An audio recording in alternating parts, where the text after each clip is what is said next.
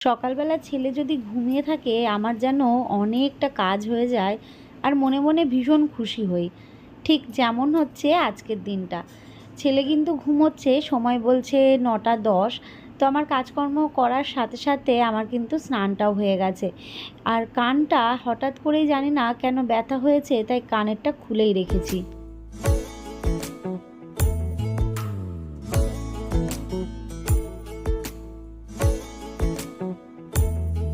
প্রেম সাদায় কালোয় বোনা শীতল পাটি, তারি যত্নে উঠোন হয় মনের মাটি। প্রেম সাদায় কালোয় বোনা শীতল পাটি,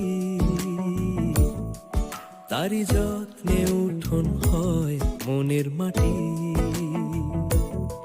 সে যে যত্নে আঁকা, সে যে স্বপ্নে ধোয়া, তাকে বানায় সোনা অনুরাগের ছোঁয়া, অনুরাগের ছোঁয়া, অনুরাগের ছোঁয়া। দেখো এই গাছটাতে কত ফুল হয়েছে না, কি দারুণ লাগছে।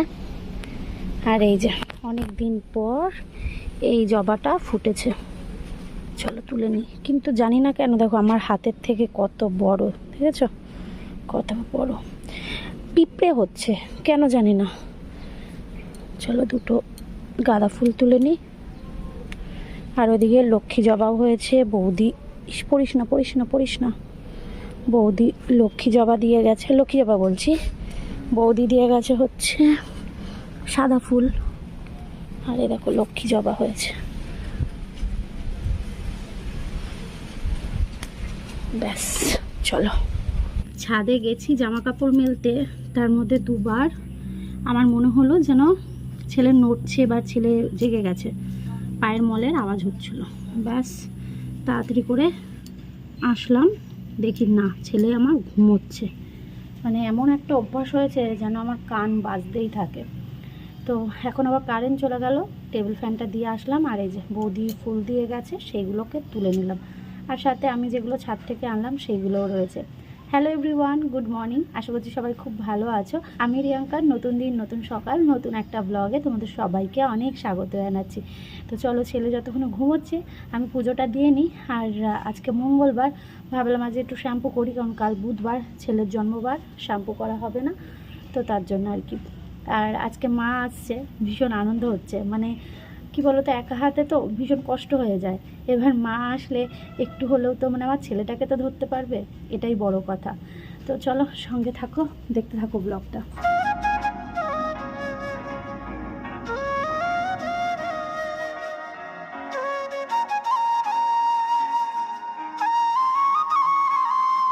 চটজলদি বানানোর জন্য আমি নিয়ে নিয়েছি দিশানোর পাস্তা আর দিশানোর অলিভ অয়েল। সত্যি বলতে এটা এত সুস্বাদু হয়, জাস্ট বলার মতো না। শেপ আর সাইজটা এতটাই সুন্দর যেন সবারই পছন্দ হবে। কোনো ময়দা মেশানো নেই, এমনকি কোলেস্টেরলও। আর এটা কিন্তু ভীষণই হেলদি অ্যান্ড টেস্টি। চটজলদি বানানো হয়ে যায়, একদম রেডি। ছেলেকে দেবো একটা ডিম সেদ্ধ। আর চিকেনটা সকালবেলায় নামিয়ে রেখেছি, আজ যে চিকেন করব। আর অল্পই চিকেন রয়েছে, আবার এদিনকে বাজার করা হবে। এই যে ডিমটা আজকে ছেলেকে সেদ্ধ দেবো। এখনও তো ঘুমোচ্ছে, উলট পালট করছে, মানে উঠে আসার সময়ই মনে হচ্ছে হয়ে গেছে। তো দেখা যাক কত দূর আমি করে উঠতে পারি।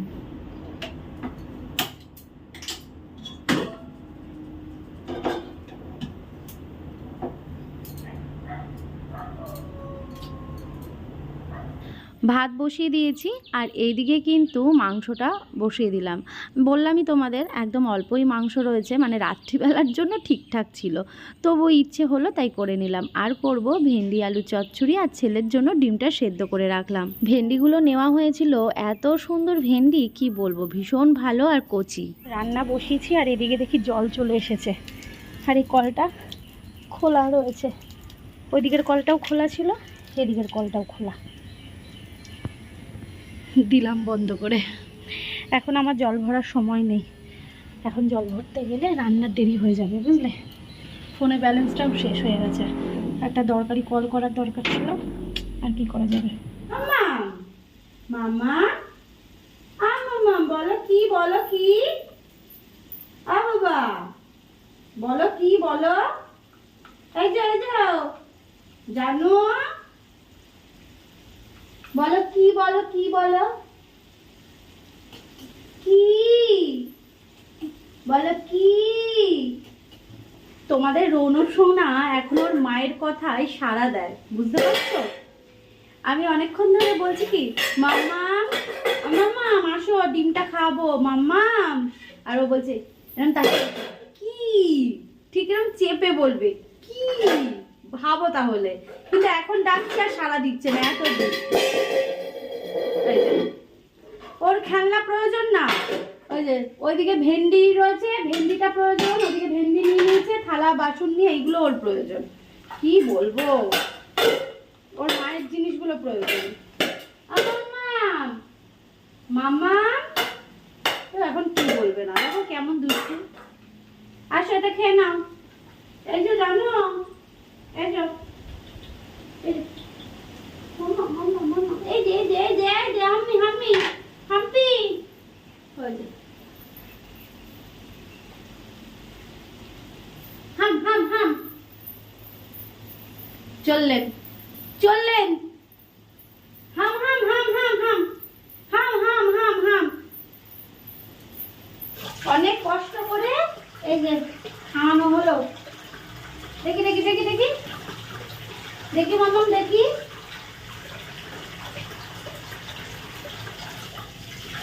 যাও যাও এবার যাও, তুমি খেলো, যাও খেলো যাও। চলো দুপুরবেলা খাওয়া দাওয়া তোমাদের সাথে এক ঝলক শেয়ার করি। এদিকে রয়েছে চিকেন, একদম মানে হালকা করেই করেছি, খুব যে রিচ তা না, আর সাথে রয়েছে ভেন্ডি আলুর চচ্চড়ি, আর ছেলের খাবারটাও সাথে করে নিয়ে বসেছি। এগুলো আবার কি নিয়ে এসেছো? এগুলো হচ্ছে সোনা বাবা, মানে আমরা যারা যা বাগানি, হ্যাঁ আমরা যারা বাগানি, আমরা রাস্তা দিয়ে যখনই যাব শুধু গাছ দেখতে দেখতে যাব। সেদিন মায়াপুর যাচ্ছিলাম, তোমাকে বলছিলাম না, হ্যাঁ অনেক বাগান এই বিলাস সমস্ত ছিল, বাগান বিলাস যদি আমাদের দিকে থাকতো। এখানে উল্টো পাল্টা গাছ লাগিয়েছে। তো এটা হচ্ছে বাগান বিলাসের ডাল, এটা নিয়ে এসেছি নতুন কিছু করার জন্য। তো অ্যাকচুয়ালি বলতে পারো এগুলো হচ্ছে আমাদের কাছে সোনা। আর এটা একদম নতুন কিছু করব, যারা পুরনো বাগানি বা গাছ সম্বন্ধে অনেক নলেজ আছে তারাই বলতে পারবে যে এটাতে আমি কী করতে চাই। তো যখন করবো তখন তো দেখতেই পাবে। সর্বপ্রথম আগে এটার রুট আনতে হবে, মানে শেকড় আগে আনতে হবে, শেকড় আনলে পরে তবে ওই জিনিসটা সাকসেস হবে, নচেত হবে না। তো চলো আমি আর কথা না বাড়িয়ে কাজে আমার এই রাস্তা দিয়ে যাবে নাকি? গাছটাকে ঘুরিয়ে ওইদিকে দিয়ে দিতে হ্যাঁ হবে। গো দেখো গাছটা কত সুন্দর হচ্ছে এদিকে, আবার লিখলে কি আর সুন্দর হচ্ছে, লিখলে কি সুন্দর। যত্ন নেওয়া জিনিস ভালো হয় না। হ্যাঁ এসো, সাবধানে এসো।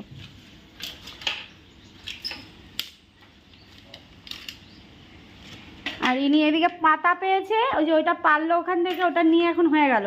এবার এই পাতা পেয়েছে, শাল পাতা, ওই পাতা নিয়ে এখন এই যে চলছে। হ্যাঁ হয়ে গেল, হয়েছে, ছেড়ে দাও এবার। চলো চলো চলো এবার ঘরে চলো, ঘুমাতে হবে, শিগগির ওঠো চলো। বাবা চলে গেছে, টাটা। কে এসছে? যা যা যা যা, কে এসছে? তাড়াতাড়ি আয় আয় আয়, এদের দরজা খুলছে, আয় আয়।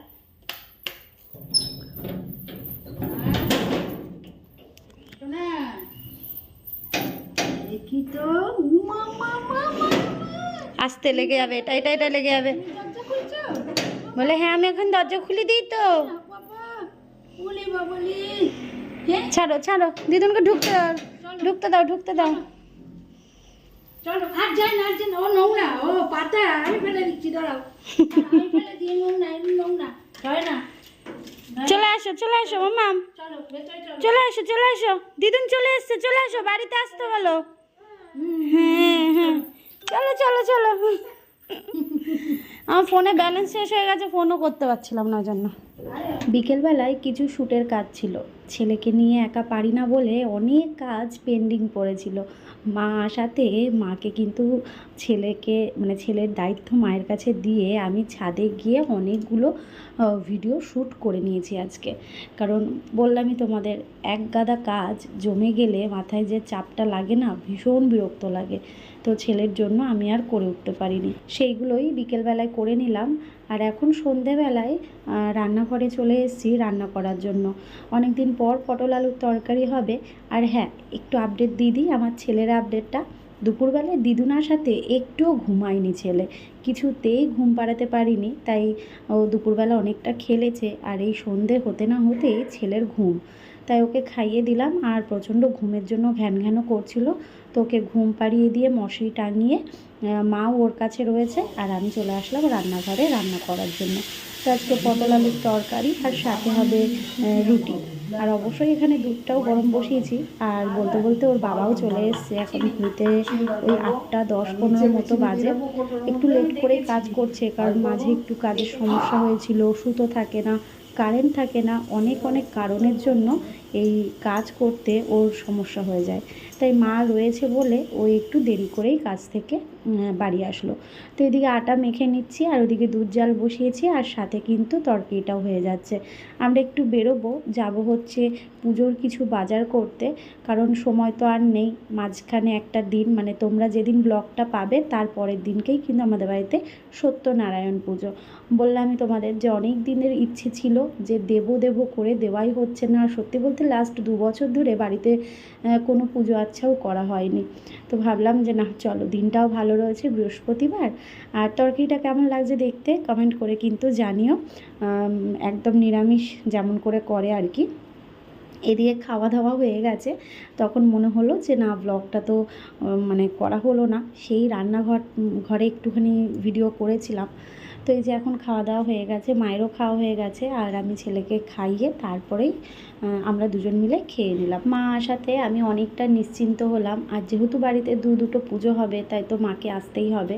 তো ওই জন্য মা দুদিন আগেই চলে এসছে, কারণ আমার কিছু কাজ রয়েছে সেইগুলো আমি সেরে ফেলতে পারবো ছেলেকে যদি মা রাখতে পারে। সত্যি বলতে একা একা একটু সমস্যা হয়ে যায় ঠিকই, তবে কি বলো তো, এই সময়টা পেরিয়ে গেলে না তখন তো আর কষ্ট থাকবে না, তাই না? সকালবেলা ছাদে এসে মনটা খুশি হয়ে গেল। দেখো কি দারুণ না ফুটেছে ফুলটা, হেব্বি লাগছে। এটা সেই নতুন গাছটা আনা হয়েছিল, সেই গাছের ফুল। আর এদিকে লক্ষ্মী জবা দুটো হয়েছে, আর অনেক কুড়ি এসেছে। দেখো অনেক অনেক কুড়ি রয়েছে। চলো ছাদ থেকে পারবো হচ্ছে পুঁই পাতা। মা পুঁই শাক করছে, পাতা লাগবে। আর আমার বর ওই সবুজ পুঁই শাক গাছটা কেটে ফেলেছে, জানো, এত পাজি। বলছে দূর, ওটা ভাল লাগছে না, হলো না যতক্ষণে ইয়ে করে দিই। পুঁই শাকের তরকারিতে একটু পুঁই পাতা না পড়লে ভাল লাগে বলো তো? এই দেখো, এটা একদম সেই ওপরে উঠে যাচ্ছে, এই দেখো।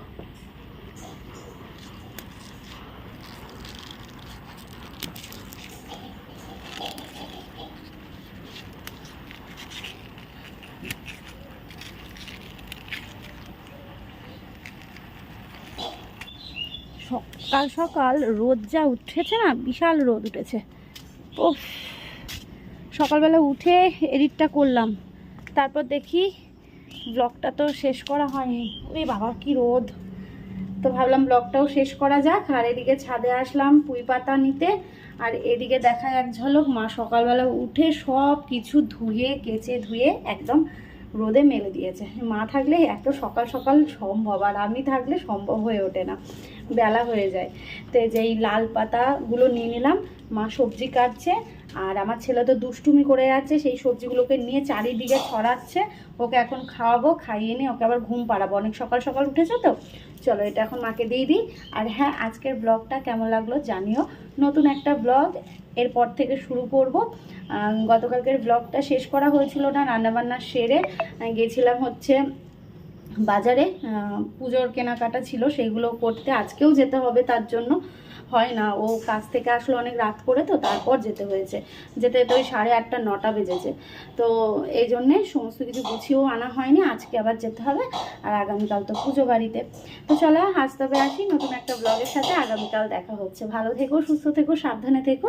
চলো টাটা। দেখো কি পরিস্থিতি দেখেছো, এই যে, হ্যাঁ এই যে দিদুন কি করছে আর তুই কি করছিস? আস্তে, সব ছড়িয়েছে, একবার ওর ওপর নিচ্ছে, একবার নিচে ফেলছে। তাহলে কেমন পাজি বলো তাহলে? মাম্মাম দুষ্টু করছো তুমি? সব ছড়িয়েছে। আর আমি এই যে ছাদে গেছিলাম পুঁই পাতা আনতে, পুঁই শাকের মধ্যে দেওয়া হবে, আর ও তো সব এদিকে ছড়িয়ে লন্ডভন্ড করে রেখে দিয়েছে। কাঁঠালাটি আছে? হ্যাঁ আছে আছে, না